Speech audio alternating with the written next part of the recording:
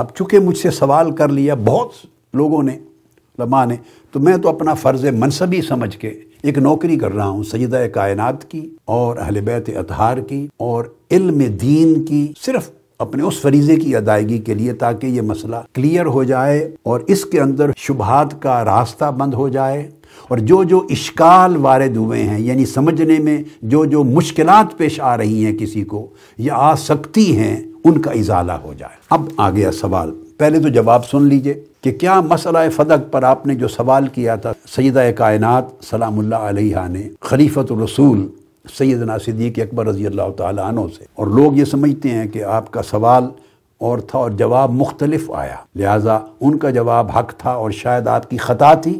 نہیں، معاذ اللہ، استغفر، نہ ان کے سوال میں خطا تھی، اب جواب سن لیں، اور نہ سیدنا صدیق اکبر کے جواب میں خطا تھی۔ ان کا سوال بھی مبنی بر حق تھا اور حق ہے، سیدنا صدیق اکبر رضی اللہ تعالیٰ عنہ کا جواب بھی مبنی بر حق، سوال و جواب میں کسی سمت کوئی خطا نہیں اور نہ کسی خطا کا امکان۔ آپ کا سوال حق پر مبنی تھا، سیدنا صدیق اکبر کا جواب حق پر مبنی تھا۔ اب آپ کے ذہن میں یہاں سے ایک سوال پیدا ہوگا کہ یہ بات کیسے ہو گئی کہ یہ سوال بھی حق ہو گیا اور جواب بھی حق ہو گیا؟ ہاں، تو میں اس کا پہلے اجمالی جواب دیتا ہوں۔ یاد رکھ لیں، کئی بار ایسا ہوتا ہے کہ آدمی ایک سوال کرتا ہے اور جواب اس سوال کے موافق اپیرنٹلی جو ظاہر ہوتا ہے سوال سے، ایک آدمی سننے والا جو معنی سمجھتا ہے سوال کا، سوال کرنے والے کا معنی کیا تھا، اس کے ذہن میں کیا مقصود تھا، کیا ریزن تھی، اس کا مقصد کیا تھا، مراد کیا تھی، اس کی بات نہیں کر رہا۔ ممکن ہے جو ہم سمجھ رہے ہیں اور آپ سمجھ رہے ہیں سوال کا مقصد، وہ ان کے ذہن میں ہو ہی نہ، کچھ اور مقصد ہو۔ میں بات کر رہا ہوں جو ظاہر ہوتا ہے سوال سے،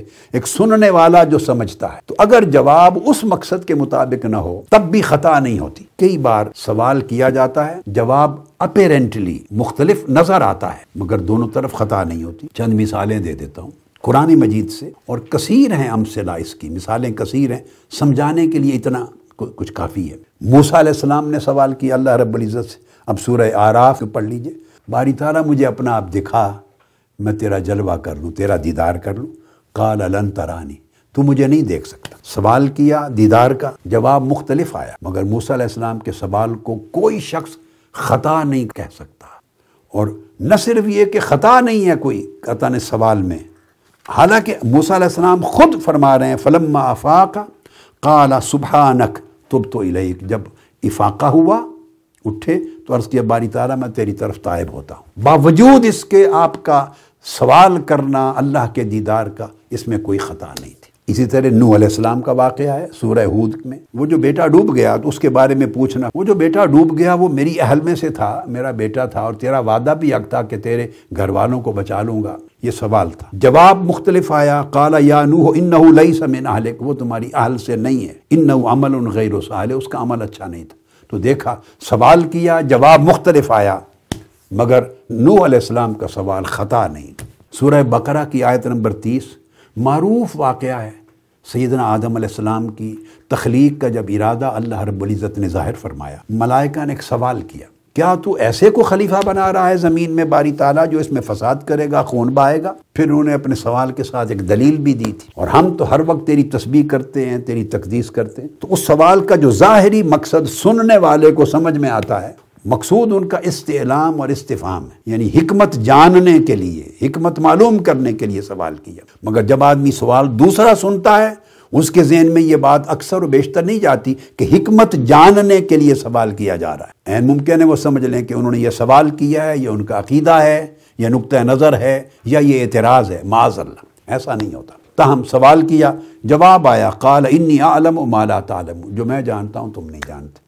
ملائکہ نے سوال کیا، اللہ رب العزت نے ان سے یہ نہیں فرمایا کہ تم خطا پر ہو، فرمایا میں جانتا ہوں جو تم نہیں جانتے۔ اب فرشتوں کو اس لیے خطا نہیں کہتے کہ وہ معصوم ہیں، تو یہاں میں یہ عرض کروں گا کہ وہ فرشتے جو یہ سوال کر کے بھی خطا پہ نہ ہوئے اس لیے کہ وہ معصوم ہیں، تو یہ بات کبھی نہ بولیں وہ جو ملائکہ معصوم ہیں، وہ آ کے سیدہ کائنات کے گھر میں ان کے شہزادوں حسن اور حسین کا جولا ہلاتے ہیں، ان کو کھلاتے ہیں۔ تو دیکھو سوال کیا ہے مگر خطا پر نہیں تھے، حق پر تھے۔ کیوں؟ کہ ان کے سوال کا مقصد استعلام تھا، علم حاصل کرنا، حکمت حاصل کرنا، اللہ رب العزت اس کے فعل کی حکمت کیا ہے۔ تو اس سے کبھی اخذ نہیں کرتے ایسی چیزیں کہ وہ سوال کی وجہ سے اس کو خطا یا امکان کی طرف منسوب کر دیا جائے۔ نصیحت یہ ہے کہ ایسی مباحث علماء کرام آپس میں نہ کیا کریں۔ خاص طور پہ سوشل میڈیا کا دور ہے تو وہ ہر ایک تک بات پہنچتی ہے، اور وہاں دین کے دشمن بھی ہیں، دین کے دوست بھی بیٹھے ہیں، سمجھ والے بھی ہیں، نہ سمجھ بھی ہیں۔ بڑا نقصان ہوتا ہے دین کا۔ اور جب علماء دین کے اوپر اگر ان کی کسی وجہ سے بے توقیری ہو جائے تو وہ بے توقیری ان کی ذات تک نہیں رہتی، وہ دین کی بے توقیری کا باعث بنتی ہے۔